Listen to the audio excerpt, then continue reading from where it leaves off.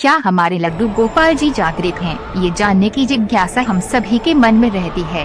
तो आज हम आपको ऐसे 7 संकेत बताएंगे जिससे आप जान सकते हैं कि आपके लड्डू गोपाल जी जागृत हैं या नहीं। और अगर आपको इनमें से एक भी संकेत मिला है तो आप इस लेख के कमेंट बॉक्स में अपना अनुभव जरूर साझा करें। दोस्तों, लड्डू गोपाल जी की सेवा करना हम सभी को अच्छा लगता है, लेकिन उनके द्वारा दिए गए कुछ संकेत ऐसे हैं जिनसे हम जान सकते है कि लड्डू गोपाल जी हमारी सेवा से प्रसन्न है या नहीं। और ये संकेत समय समय पर हम सभी को मिलते हैं, पर हम सभी ध्यान नहीं दे पाते। ये 7 संकेत बताते हैं कि आपके लड्डू गोपाल जी हैं जागृत। आपको बता दें कि ये संकेत ज्यादातर उन लोगों को मिलते हैं जो लोग लड्डू गोपाल जी की सेवा अपने भाव के द्वारा ज्यादा करते हैं, जिससे वे उनकी सेवा करते करते ये भूल जाते हैं कि वे भगवान है। तो अब हम आपको वे पहला संकेत बताते हैं, जो यह है कि आपके घर में दूध, दही, घी तथा मक्खन इत्यादि की कमी न होना। क्योंकि लड्डू गोपाल जी को दूध, दही, घी तथा मक्खन बहुत प्रिय है, तो जब भी वे अपनी सेवा किसी को देते हैं तो सबसे पहले वे घर में इन्हीं चीजों की व्यवस्था कर देते हैं, जिससे उनकी सेवा किसी को बोझ न लगे। क्योंकि उनकी मर्जी के बिना उनकी सेवा कोई नहीं कर सकता। तो अगर आपके घर में इन चीजों की कोई कमी नहीं है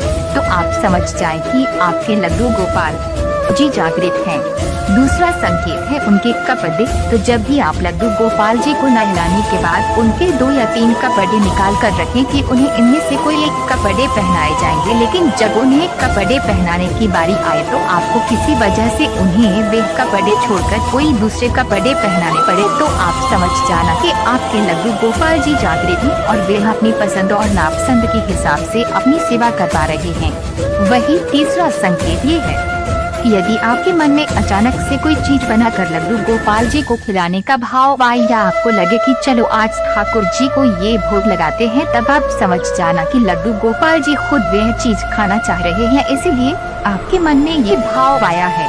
चौथा संकेत ये है कि कहीं बाहर जाने से पहले जब आप लड्डू गोपाल जी से इजाजत लेने जाते हैं, तब अगर आप देखें कि उनकी बांसुरी कहीं पड़ी है, मुकुट कहीं पड़ा है, पगड़ी कहीं पड़ी है, तब आप समझ जाना कि आपके लड्डू गोपाल जी जागृत हैं और वे आपके साथ जाने की जिद कर रहे हैं। ऐसे में अगर उन्हें अपने साथ ले जाना संभव न हो तो आप उन्हें घर में ही थोड़ा घुमा दीजिए, जिससे उनका मन बहल जाएगा।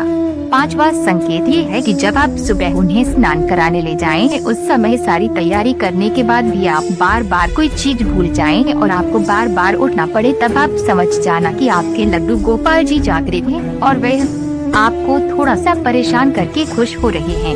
वही 6वां संकेत ऐसा है जो कि हर किसी को नहीं मिलता। इसे सिर्फ वही महसूस कर सकता है जो लड्डू गोपाल जी को अपने हाथों से कुछ बनाने की चाह रखता हो। इसे महसूस करने के लिए आपको लड्डू गोपाल जी के पास जाकर उनसे ये कहना है कि आप उनके लिए कुछ बनाना चाहते हैं, जैसे कि कोई कपड़े या स्वेटर। उसके बाद आप जब लड्डू गोपाल जी के सामने जाकर बैठेंगे तब ऐसा लगेगा कि जैसे वह आपसे कह रहे हैं कि कहाँ है मेरे कपड़े या कहाँ है मेरा स्वेटर। और जब तक आप वो कपड़े या वो स्वेटर बना नहीं देते तब तक आपको चैन नहीं मिलेगा। आप जब ठाकुर जी के सामने जाकर बैठेंगे तब वो आपको टोकते ही रहेंगे। अगर आपके साथ भी ऐसा हुआ है तो आप समझ लीजिए कि आपके लड्डू गोपाल जी जागृत हैं। वही 7वां संकेत ऐसा है जिससे आप 100% समझ जाएंगे कि आपके लड्डू गोपाल जी आपके घर में विराजित हो चुके हैं। यह संकेत थोड़ा सा अलग है, जैसे कि आपकी कोई चीज घर में ही कहीं खो जाए या फिर आप खुद ही उसे कहीं रखकर भूल जाएं, और जब आप उस चीज को ढूंढते ढूंढते परेशान हो जाए और सारे प्रयास करके हार जाएं, तब आप लड्डू गोपाल जी के पास जाकर उनसे अपनी परेशानी कहेंगे। तब उसके बाद आपको वे चीज ऐसे रखी मिल जाएगी जैसे कि उसे किसी ने वहां लाकर रख दिया है, और आप सोच में पड़ जाएंगे कि अभी तो मैंने ये देखा था, तब तो ये चीज यहाँ पर नहीं थी। यह संकेत आपको तभी महसूस होगा जब आप अपनी तरफ से सभी प्रयास करके हार जाएंगे।